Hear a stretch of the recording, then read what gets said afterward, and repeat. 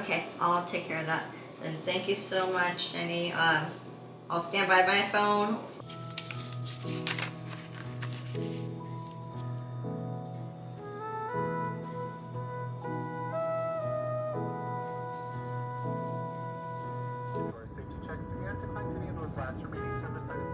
The last 3 months of 2023 was filled with unexpected surprises. Family medical emergency that prompted me to fly to Los Angeles and drive up from LA to Portland. I'm somewhere in Shasta County. Found a local Mexican restaurant to buy some lunch.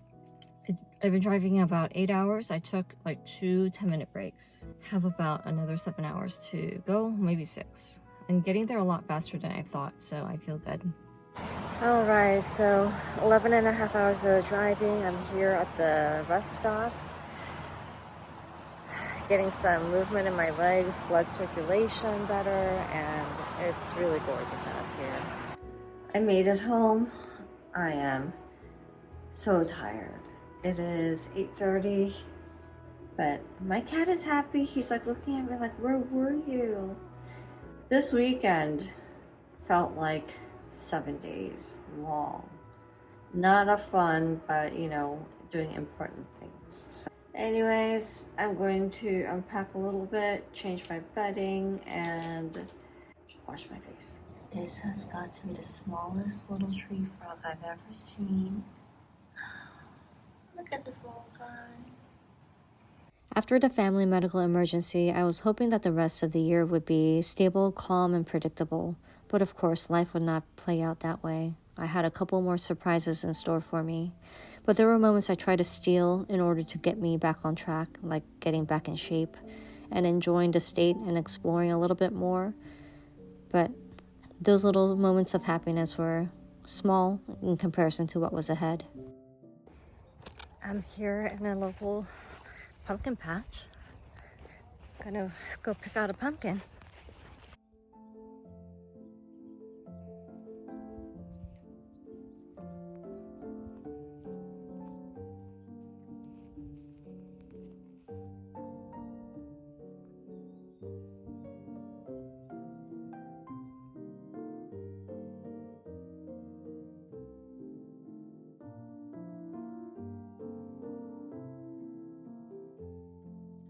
Alright, I'm back home and I'm trying to figure out how to get this dash cam thing working. But I did get some few pumpkins. I'm happy about that. I clean out my car. It's been a long road trip.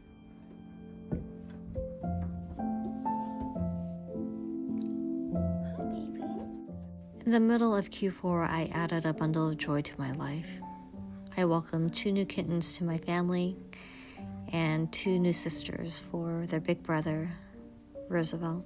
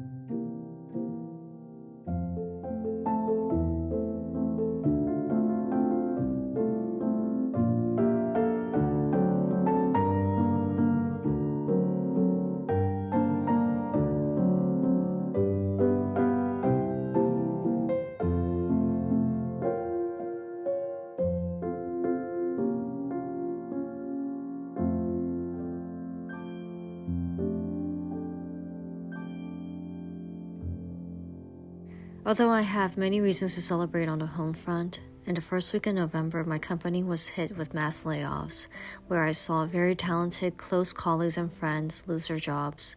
Their last days were in December. I can't help but feel a sense of survivor's guilt because I feel that it was a matter of luck more so than merit. With the feeling of immense gratitude that I've been fortunately spared this time around, I just pressed on forward. Even if there is some economic uncertainty, I can't predict what the future will hold. So I started looking for a new house because now with 3 cats in my family, I want to make sure that I have full ownership of the property in which I reside and not have that looming fear that I would get caught by the landlord. So most of my free time, I spent the month of November and December driving around the state of Washington all the way up to Olympia. Now I'm looking for a very particular type of property. I am open to be a bit more flexible in the future, but I just want some private, quiet, secluded space where I could look up at the night sky and be covered by a canopy of starlight. I want minimal light pollution. I don't want to hear road noise. And I am looking for a semi-rural type of setting.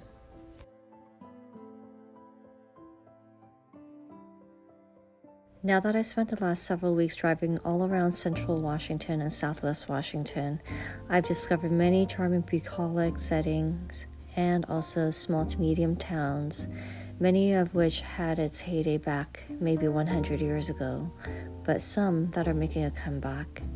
And it's inspired 2 possible scenarios for me. The first possible scenario is that I could live in a suburb in a medium-sized town that's within reasonable driving distance to the nearest Target and Trader Joe's or another major supermarket. I call up my Trader Joe's and Target index, and that would allow me to live within the comforts of modern amenities, but at the same time, be in an area that's quiet enough for me to be able to look out in the night sky and be met with starlight and shooting stars, as opposed to street lights and road noise. The other scenario, which is a little bit more out there, is for me to move to a rural area close to the mountains, maybe like around a valley or in a meadow, and have more acreage, be able to have a proper homestead. But at the same time, I would be within 1 hour's driving distance, a bit farther out from modern amenities like a major hospital and major supermarkets. That is less likely, but that is a dream of mine. Good morning. I feel pretty good. I think if the seller is willing to work with us, and the only reason I did include it is, right. Okay, I'll take care of that. And thank you so much, Jenny. I'll stand by my phone for your text or phone call.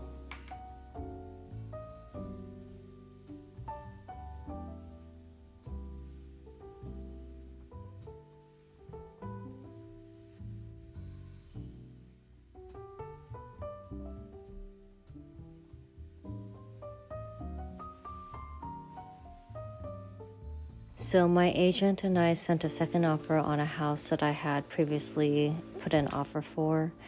And in this particular scenario, the house, the seller is actually also the seller's agent. They flipped the house, and I waited all day and night to hear back from them, but I didn't hear back anything until the next day. So I went on a house tour, came to an open house not too far from where I live. I'm not a big fan of these ticky-tacky box homes. It's cute, it's new. It barely had a living room. It didn't have enough for a full dining table, so the living area and the backyard was kind of lacking, and like the master bedroom looks directly into other people's backyards. You can see like the entire 180-degree look into people's yards. So close? No, not even close. I would give it out of 10 like a 6. I'm looking for a little bit more privacy, a little bit more space. I would rather have an older home that has those checked off rather than a new build that has all the top trim, etc. Just to kill some time, I thought I'd go antique shopping, and I'm here in the arts district of the city where I live, and there's this beautiful Victorian building. This antique store is in a really old, artistic Victorian building. I love it.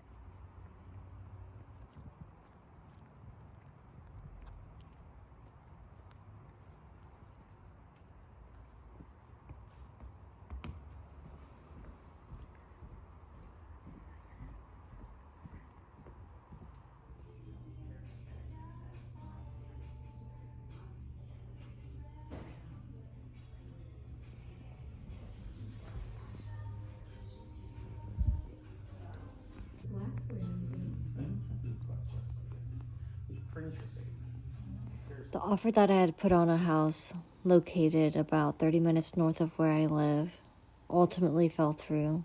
The seller was being a little bit difficult, so no deal there, and I'm back to square one. All right, so happy New Year's Day, everybody. It's actually New Year's Eve. We're about 3.5 hours away from, actually, is it 3? Yeah, it's actually 3 hours from New Year. And I'm spending it here at home alone in a quiet, meditative space, enjoying it with some of my favorite beverage for New Year's Eve, which is apple cider, something that I have always enjoyed since I was a little girl. And I felt like today was kind of an occasion where I don't want to be drinking alcohol.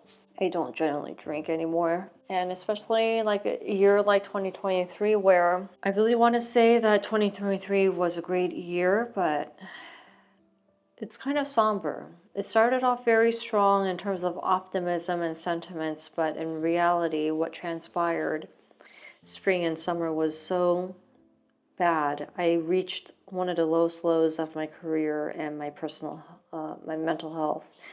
I almost had a breakdown. I almost quit and walked away without having any kind of backup plan.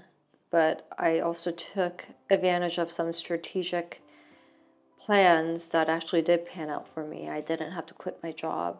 And I don't feel like 2023 is a year to celebrate. There's so much going on in the lives of people here in the United States, but also globally. We have so many wars and conflicts all around, like Central Asia, Europe, Middle East, and parts of Africa. It's a year of pain, and I mean, I just don't feel like celebrating. And for myself, selfishly, I also know that I don't have much to look forward to. I try to finagle the situation, put myself in a place where I would be able to carve a lot of time and space for me to work on self-development for my own pleasure. But the system has reined me back in to the point that any time and space and energy I wanted to allot for myself is now being taken away from me and being forced upon me is like professional development. Not for performance reasons, but it's just part of this capitalistic system. If you know, every year, even if you're doing well, no one's perfect. What are you going to work on to grow in the next year? And I'm just like, I'm like almost 20 years in to my career. I've developed a skill set. I have the educational background and wealth of experience to help me continue to do well in my current capacity. And I have no desire to climb the corporate ladder further. And yet every year, always pose the same question, what are you doing to grow more? And I'm like, I'm not a cancer cell, buddy. Like, only thing that grows infinitely unchecked is cancer in the biological systems, Space and time does expand as well, but, we don't live in that scale. And so now the weekend time that I wanted to focus on, like maybe getting my real estate license in the state, creative writing, taking dance classes, taking acting classes, and drawing. None of that can happen. I need to now spend the next about 4 to 6 months on getting all sorts of certifications relevant to my the company, not even my job, because I've been doing my job. It's not like I'm getting a new role. So it's just so much potential just robbed. That's how I feel. Bereft of joy, right when I was feeling so good and optimistic about the new year. And so, I'm trying to do my best of distracting myself, finding little joys here and there. Went antique shopping the other day. I also today spent most of my day driving around, scoping out new neighborhoods where I found some homes for sale within my budget. And I also actually put in like 3 separate offers for my home search, and they always came back with a counter offer. These sellers are like not conceding at all. They're overpriced homes and they're pretty crappy. They're not like high-end finishes either, but they think their home is worth more. So it's still definitely a seller's market where I live here in the Pacific Northwest, and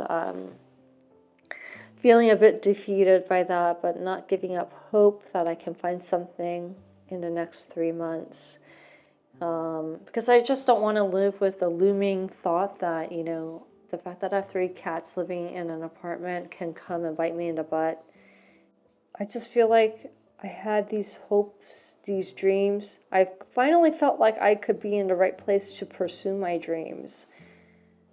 And just when I position myself to do that, the system drags me and reins me back into fit into the mold.